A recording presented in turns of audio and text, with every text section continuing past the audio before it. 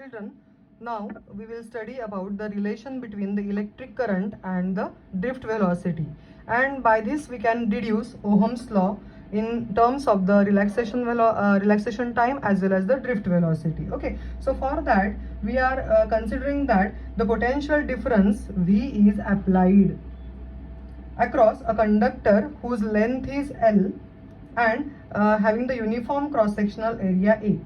Okay, now as soon as we are applying the battery potential, then the electric field E is set up inside the conductor in this direction, that means from positive to negative, and this electric field setup is given by E is equal to V by L. How much potential applied across how much length is called as the electric field applied. Okay, under this influence of electric field, the free electrons, okay, they will try to move, or they will start moving in the opposite direction to E with the average drift velocity Vd. So all the electrons will start moving towards the positive terminal of the battery due to the positive potential of the battery, and they will move with the drift velocity Vd. Okay, let the number of electrons per unit volume, these number of electrons per unit volume, or we call it as a electron density. So electron density is the electrons per unit volume, electrons per unit volume, and it is given by N. Okay, now we know that charge on each electron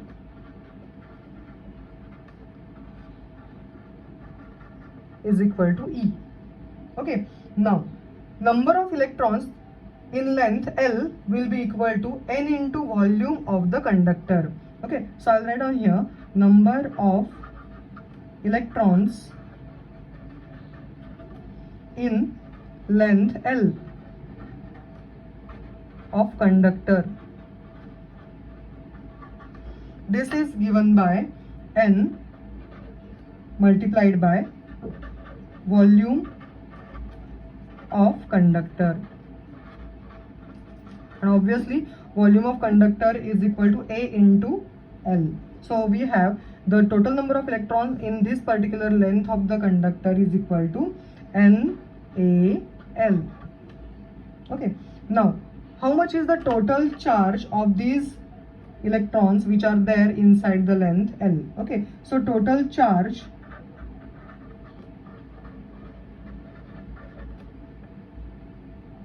in length L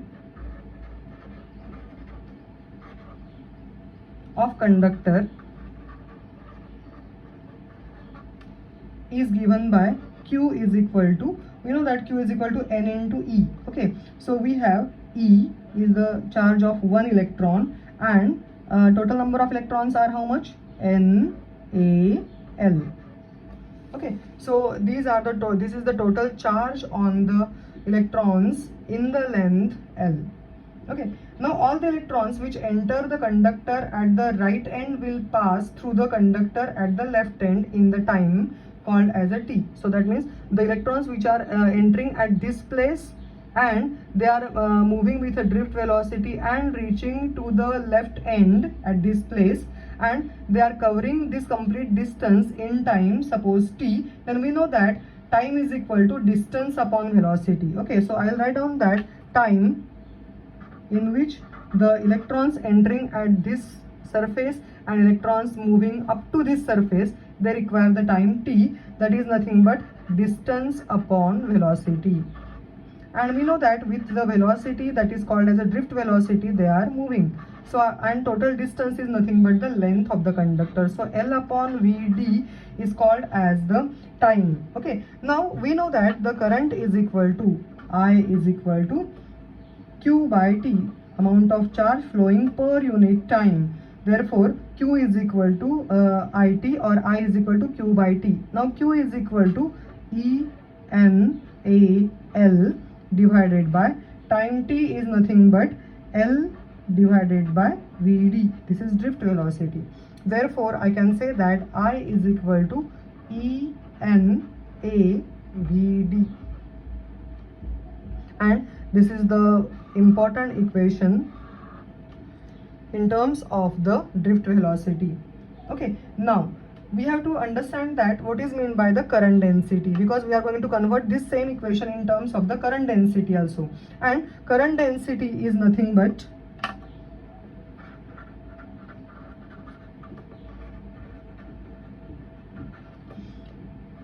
J. Okay, and J is equal to I upon A. Current per unit area is considered as a current density. Okay, current passing per unit area is called as a current density. Now I is equal to E N A V D. Just now we have calculated, divided by A. Okay, so we get it here as a E N V D. Okay, and this is current density is the vector quantity, so I can write down that vector J is equal to ENVD. Okay, and this equation is valid for both the positive and the negative values of Q, and that's what this formula is called as the current density formula. Now in the next we are going to deduce the Ohm's law from this. Okay, so let us start with the Ohm's law. Okay,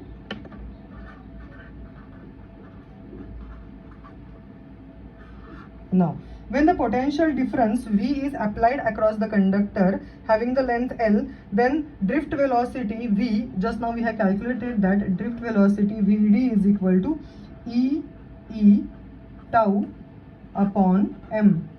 Okay, so I can write down now in terms of, because E is equal to V by L, so I can write down that E V tau divided by M L. Now this is what V, this V is a voltage and this V is the velocity. So you have to always keep in mind that Vd is a drift velocity and EV tau upon ML, in which capital V is considered as a voltage applied.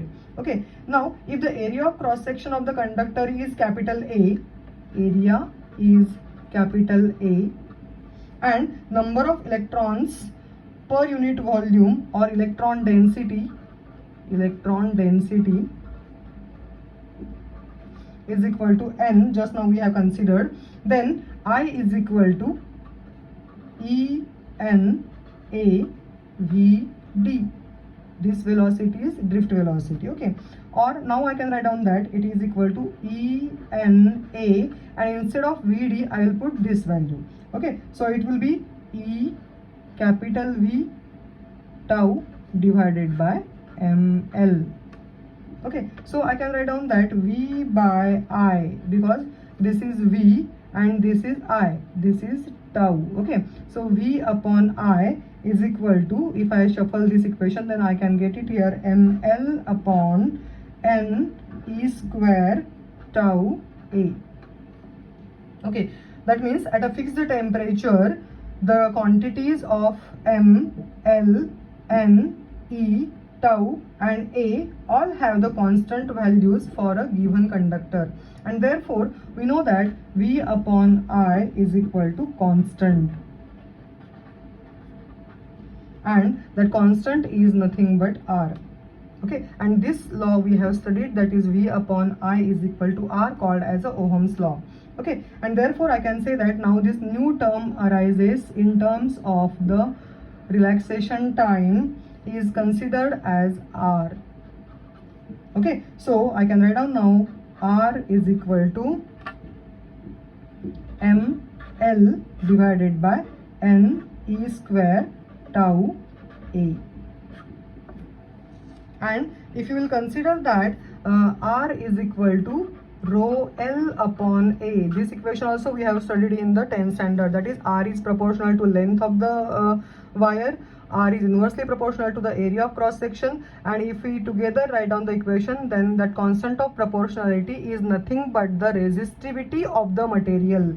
So I can get rho as a resistivity of a material, and this we have studied in the 10th standard. Okay, now therefore suppose I can say that R is equal to, out of this L is there, A is there, now what is remaining term? M upon N is square tau. So this term, if I note down from this equation, then this term is nothing but the rho, isn't it? So tau is called as a relaxation time here, and we can get it as a rho is equal to m upon n e square tau, where we can say that tau is a relaxation time and rho is the resistivity of the material, and therefore we can find out from this equation different things. That is, first one I'll write down. Rho is independent of dimension of conductor but depends on two parameters.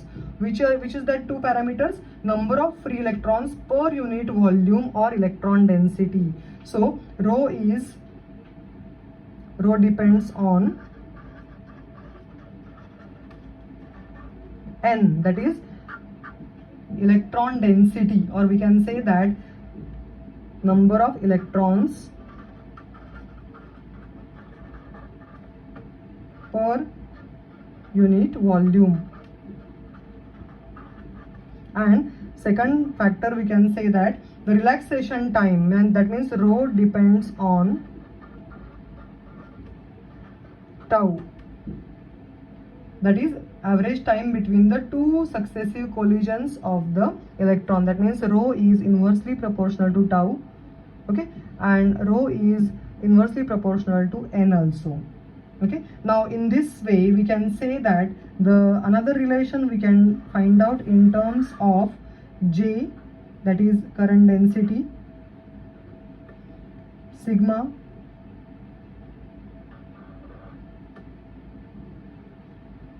and E.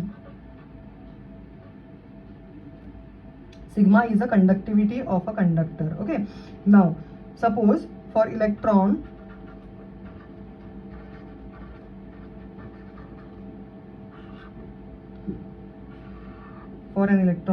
we know that charge on the electron is minus E.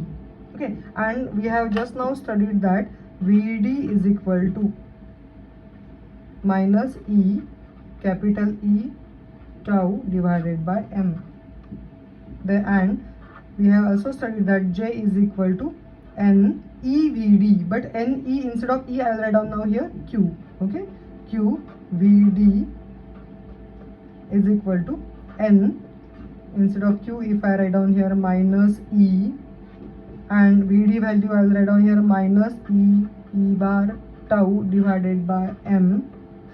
Then J is equal to n E square tau upon m vector E. Okay, but n E square tau by m is equal to 1 upon rho. Okay, you can see here n E square tau upon m is 1 upon rho. You can see from this equation also, isn't it? Okay, and therefore this is 1 upon rho, that is 1 upon resistivity, is called as a conductivity sigma.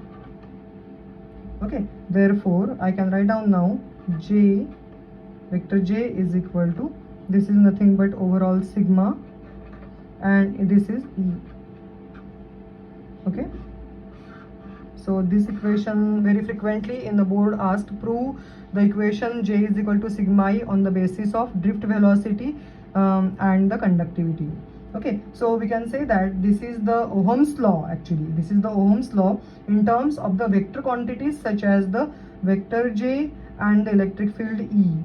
So E is equal to rho J also we can consider, or J is equal to sigma E. I can write down this equation in the another way, that is vector E is equal to rho into J.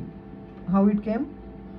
E is equal to J by sigma, and 1 upon sigma is nothing but rho. So both the equations are important on for the point of view of the examination.